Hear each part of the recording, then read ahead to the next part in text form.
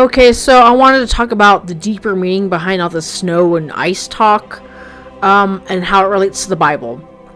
I think how I'm going to approach this is, again, as I'm going to bring up the Upkalu again, okay? I've been talking about supernatural bodies and regeneration, people coming back from the dead, and beings with supernatural body parts, okay? And about eternal life, okay? And there's a good version of resurrection and there's a bad version, okay? And God uses both. And I'm also going to since it's winter and it's Christmas, I'm going to still bring up some good things about the three wise men. I will do more negative version to the three wise men later. All right.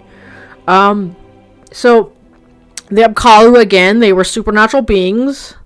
Some people call them demons. Some people call them angels. Some people call them priests. Some people call them gods. Okay. They come up out of the ground. They either come back from the dead, or they're under the ground in hibernation and they come back, okay? And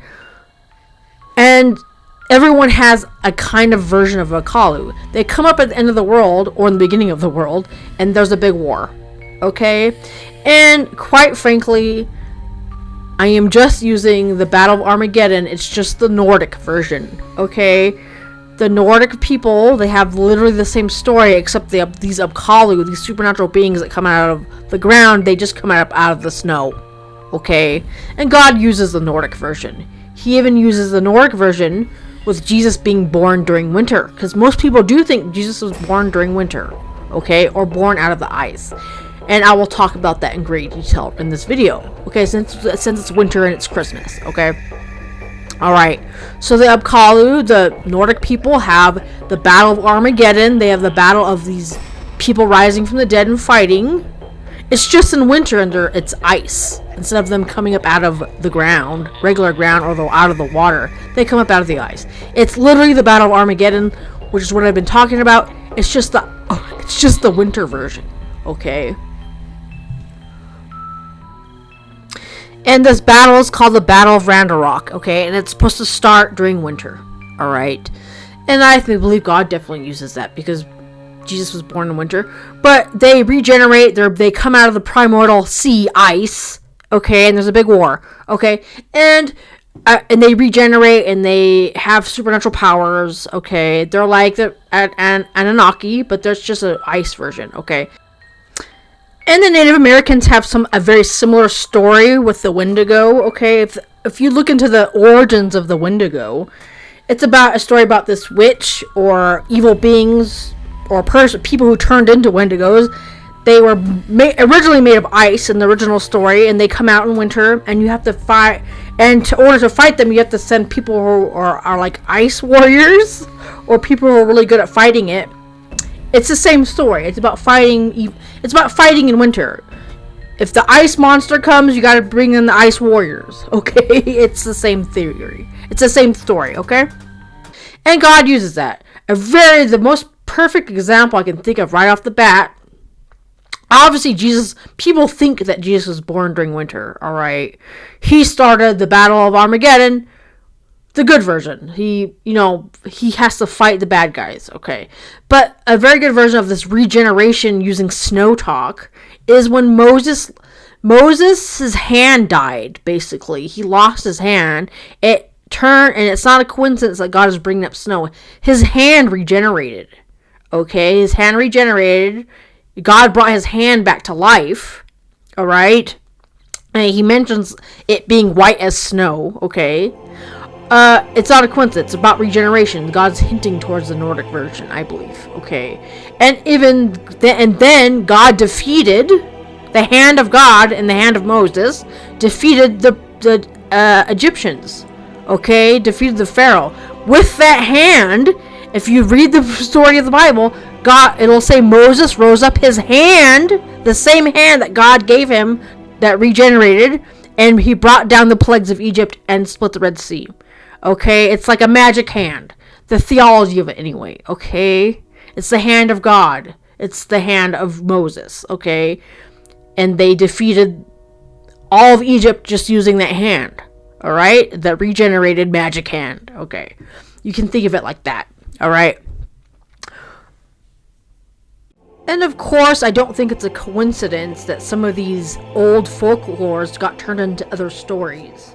Okay, like the Nordic version of the Nordic version of having skin as white as snow meant that you were gonna go into a hibernation state and come back to life. It was a reference to the Anunnaki or Apkallu. Okay, it's just the snow version. And obviously that's what happens in Snow White, and it says her skin is white as snow. And this has nothing to do with being white-skinned.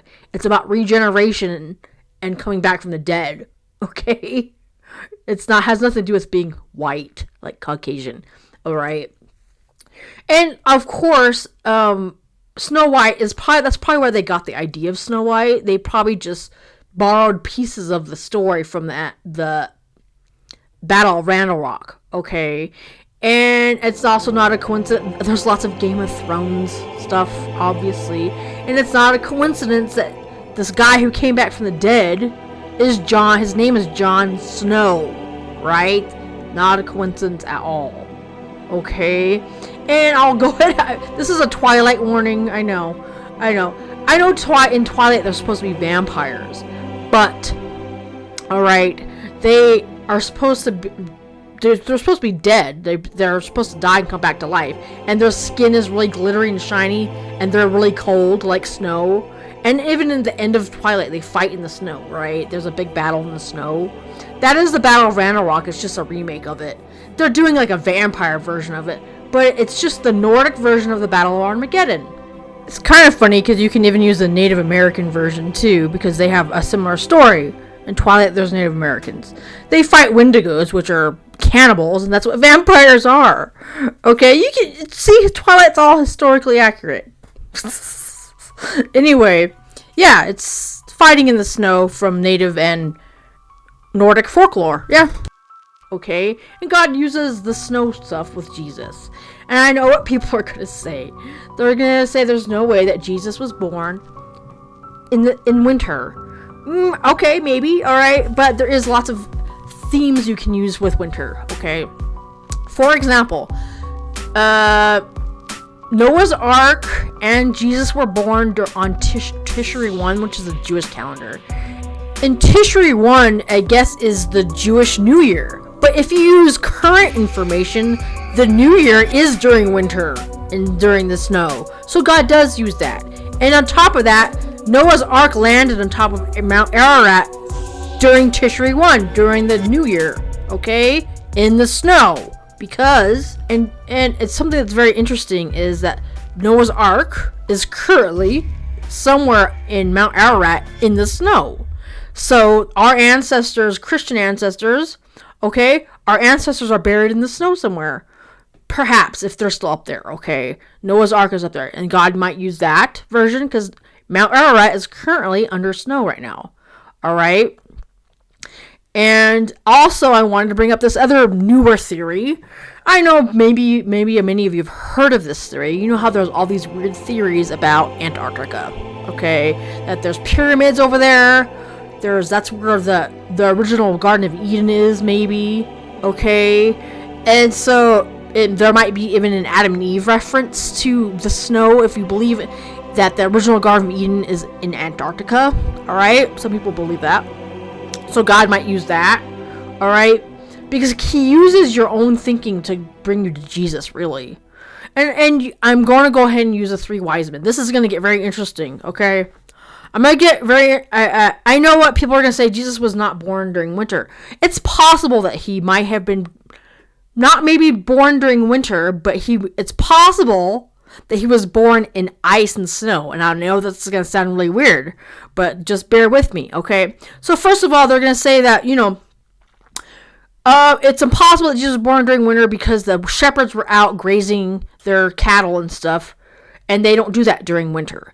That's not true, okay? First of all, if you've ever seen these reindeer herders, they graze their cattle, which are the reindeer. They how do you think they eat? They eat in the snow. They dig the grass. They dig through the snow, and they dig under the ground for the grass. You can herd cattle and sheep and And reindeer in the snow, they have to get used to it though. They have to dig through the grass. Okay, they have to dig for the grass. They dig it through the ice and snow. So you can shepherd animals in snow. It happens all the time. All right. Another good thing that might be a hint towards maybe winter stuff is the 3 wise men were using that star to try to find Jesus, but they lost track of the star, right? They had to go ask Herod and some other people where Jesus was. That could be a hint towards winter, because winter was a very dangerous time for lots of ancient people, especially because winter covers, when it's very snowy outside, if you're using the stars to guide you, it's going to be very dangerous during winter, because during the winter it's very cloudy and stuff. It's very cloudy in winter, and so you can't see the stars. So if you're using the stars to navigate, it's going to be a bad time, because you can't see the stars. So it makes sense that maybe there were some winter themes. That's why the 3 wise men lost track of the star, because in winter you can't see the stars as well. Okay? And it depends on when you think they found Jesus too. Some people think it's when he was like 2. Okay? There is winter themes in there, because in the ancient world it was very hard to use stars to guide you, because you can't see the sky as well, because it's very cloudy. Okay? Alright? And here's another thing I want to bring up. This is a weird theory, but it's not completely impossible. I can think of a way, even no matter what time it was or what season it was, where Jesus could have been born in ice. Okay? He could have been born in a freezer, basically. Now, this is a crazy theory, but just because it's crazy doesn't mean that it's not possible. Okay? So, in the ancient Near East, during the time of Jesus' birth, there were these yukshols made by the Persians that were all over the ancient Near East. They were basically like big ice freezers. Okay? They're a very advanced form of making cold ice and snow. Okay? They would use certain tunnels, and they would use the wind to keep it cold. Okay? And yeah, it's possible that Jesus was born inside one of these things in the ancient Near East. It would be crazy, but it would fulfill the Nordic prophecy of the Messiah coming out of the snow or ice, okay, to start the Battle of Armageddon. I think that's an amazing theory. I have no idea if it's true, but I like it, because it fulfills this ice giant theory of, the Messiah coming out of ice or snow and ending the battle between good and evil. Alright, I like that version. I think God uses the idea of Jesus being born during winter. He may have even been born inside one of these ancient freezers. Okay? It would be a good place to hide. That would be the last place that people would look for a child and a family. Okay? Because you wouldn't want to go in there. It's cold in there. Okay, and you can even add the animals in there. If I would imagine, and I know people are going to say Jesus was born in a manger or in a stable. Well, technically, if you brought the animals in there to keep warm, it would be called a stable. All right?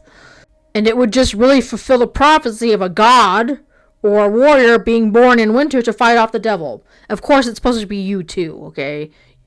God and you. That's why Moses is doing it too, right? With his hand, all right? And it would be the last place someone would look, but they may have been forced to stay in there because it was the only shelter they could find. And there were some around the ancient Near East, okay? It's very possible. I think that would be an amazing prophecy of, Jesus born out of the snow or ice to fight the devil. And you can even add in the 3 wise men into that, because the gold, frankincense, and myrrh can represent so many things, but they can represent shelter and hiding. Okay, and it says they came from the east. It depends on what you mean by east, because it could have, if it meant east, it could mean the Persians. Okay, and the Persians were the ones who built those things. So you can even add in the wise men connecting to those yukshols, okay? Because they did provide the shelter and protection, okay? Literally, Okay, but I'm using the symbolism behind the gold, frankincense, and myrrh. They provided him shelter. They built those things. Okay. Okay. All right. And and rolling back all that supernatural stuff. Okay.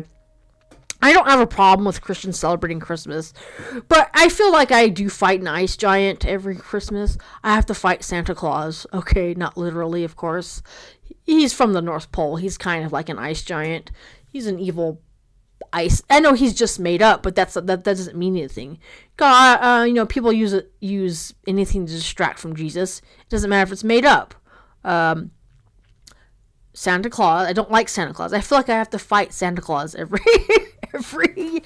year because I have to fight about the kids liking Santa Claus and all that stuff. I have to direct it towards Jesus. It's a fight between me and Santa Claus and the kids. Okay, I have to distract them. We're not talking about no Santa Claus or elves. Okay, and also this whole rising from the dead stuff could just mean that you're born again and you became a clean, holy person for Christ.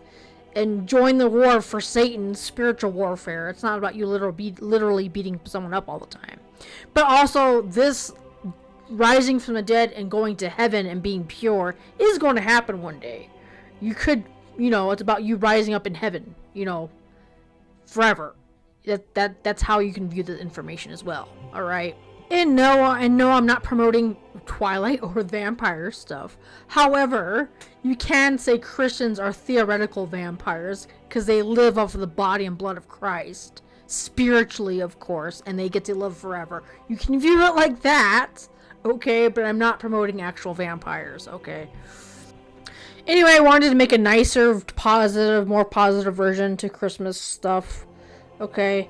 Lots of theories out there. I really think God uses them as long as you don't fight with each other. And these perspectives are just supposed to bring you to Christ, is the point. Alright? God uses good perspectives, okay? Even if you don't believe Jesus was born in the winter, you could still use some of this stuff to say that he was, kind of. Anyway, Merry Christmas, Happy New Year, and please think about this stuff, guys. And thank you.